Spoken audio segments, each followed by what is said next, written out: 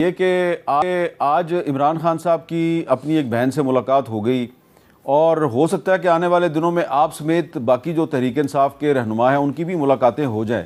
लेकिन 7 दिसंबर को सुहेल अफरीदी साहब ने एक जलसे का ऐलान कर रखा है और उसकी वो बड़ी तैयारी भी कर रहे हैं। तो 7 दिसंबर को वो जो तकरीर करेंगे तो आपको क्या लगता है कि उस तकरीर में वो कोई किसी तहरीक की तरफ चले जाएंगे या वो फिर फेडरल गवर्नमेंट के साथ मिलजुल के अपने सूबे के हालात को बेहतर बनाने की कोशिश करेंगे? मेरा ख्याल है कि जहाँ तक आपका दूसरा है सवाल, वो तो ज़रूर जो बेहतरी की तरफ करना है, गुड गवर्नेंस करनी है, वो तो उनकी ज़िम्मेदारी है और वो उसको निभाएंगे अपनी टीम के साथ। वेलफेयर लोगों का जो है वो उनका आइनी ज़िम्मेदारी है, वो उसको भी निभाएंगे। लेकिन जहाँ तक तहरीक की बात है, तहरीक तो हमने पहले से ही चला रहे हैं। हम तो कोशिश कर रहे हैं कि जो हमारे हकूक़ हैं वो दिए जाएं, आइन की जो बहाली है वो हो, बुनियादी हकूक़, इंसानी हकूक़ हर एक को मिलें। तो वो वाली तहरीक तो हमने चलाई हुई है और उसी का सिलसिला है जो जलसे हो रहे हैं, जो एहतजाज हो रहे हैं। लेकिन इशू ये है कि हमें एहतजाज का हक़ सिर्फ KP की महदूद रह गया है।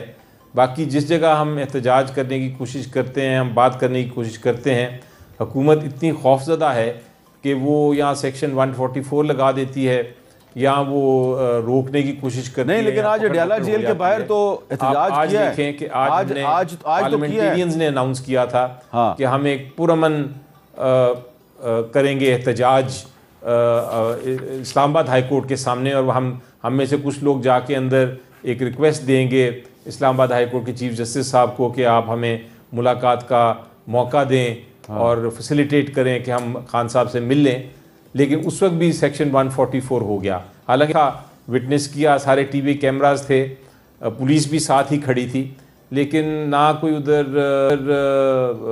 तोड़ फोड़ थी, ना कोई नहीं। लेकिन ये इस वक्त हम अपनी स्क्रीन पे दिखा रहे हैं कि आदिल बाज़ई साहब और शहराम तराकई साहब और कुछ दीगर जो अरकान पार्लियामेंट हैं वो मुजाहरा तो कर रहे हैं और पुलिस वालों के साथ उनकी बहस भी हो रही है। तो मुजाहरा तो आज भी हुआ है, उनको गिरफ्तार तो किसी को नहीं किया गया।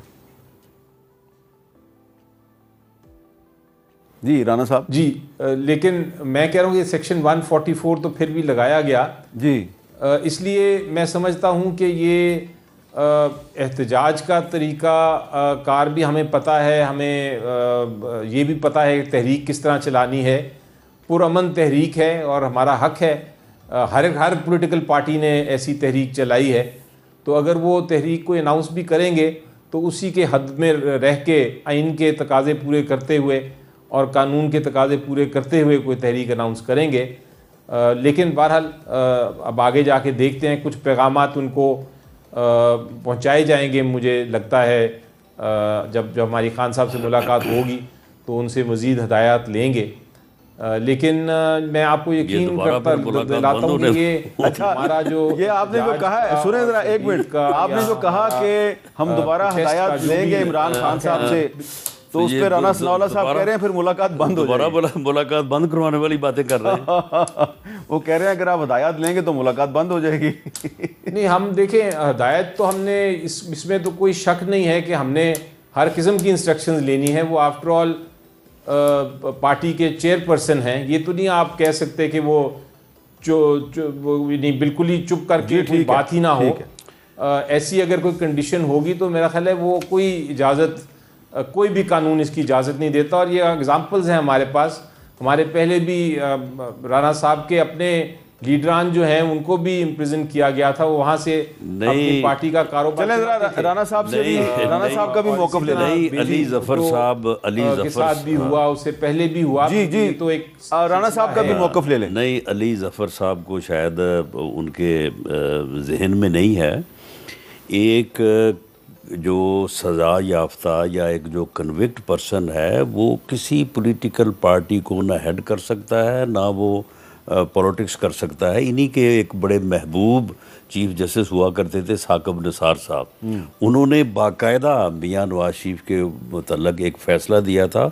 उस फैसले में बड़ा वाज़ेह है कि आफ्टर कन्विक्शन जो है वो कोई आदमी ना वो और उसके बाद उनको मुस्लिम लीग नून की सदारत से हटा दिया सदारत से हटाया गया था। फिर उनके सिग्नेचर से कुछ लोगों ने ऑलरेडी कागज़ जमा करवाए हुए थे सेनेट का इलेक्शन लड़ने के लिए, उनके वो टिकट कैंसिल हो गए थे और वो फिर आज़ाद कैंडिडेट के तौर पे जो है वो इलेक्ट हुए थे। तो ये चीज़ जो है ये तो उस सुप्रीम कोर्ट के लॉ के अलावा सुप्रीम कोर्ट के फैसले में मौजूद जी। अली ज़फ़र साहब, इसका भी जवाब दे दें। जी, ये सही कह रहे हैं कि वो फैसला है और वो फैसला इलेक्शन एक्ट के तहत किया गया था।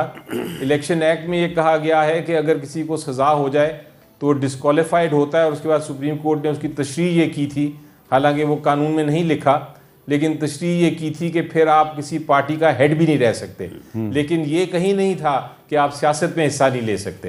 ये दो मुख्तलिफ चीज़ें हैं। सियासत में साहब इलेक्शन नहीं लड़ सकते, पार्टी का हेड नहीं रह सकते, पार्टी का मेंबर नहीं रह सकते, तो पर वो किस तरह से सियासत? चले, मेरा ख्याल है कि राना साहब, अगर आने वाले दिनों में मुलाकात हो जाए इमरान खान साहब की और अली ज़फ़र साहब की, बैरिस्टर गौहर साहब की, बाकी लोगों की, तो उससे जो एक टेंशन है, एक माहौल में कशीदगी है, वो कम हो जाएगी। बाद में देखा जाएगा कि उनकी हिदायत जो है वो क्या थी और उसमें क्या अमल दरामद हुआ है। वो मामला ये है ना कि ये अपना अगर पुरअमन एहतजाज, वो बात तो रिकॉर्ड की है ना कि जब जब भी इन्होंने एहतजाज किया है, वो 9 मई हो या वो 26 नवंबर अपना 2024 हो या वो 25 मई 2022 हो, तो फिर ये जो रिकॉर्ड है वो तो ये बताता है कि ये जब भी इन्होंने एहतजाज किया है उसके वो मसला लोगों के साथ किया है, गिराओ जलाओ किया है और अमन अमान का मसला पैदा। बहुत बहुत शुक्रिया राना सनाउल्लाह साहब और बहुत बहुत शुक्रिया अली ज़फ़र साहब। लेकिन मैं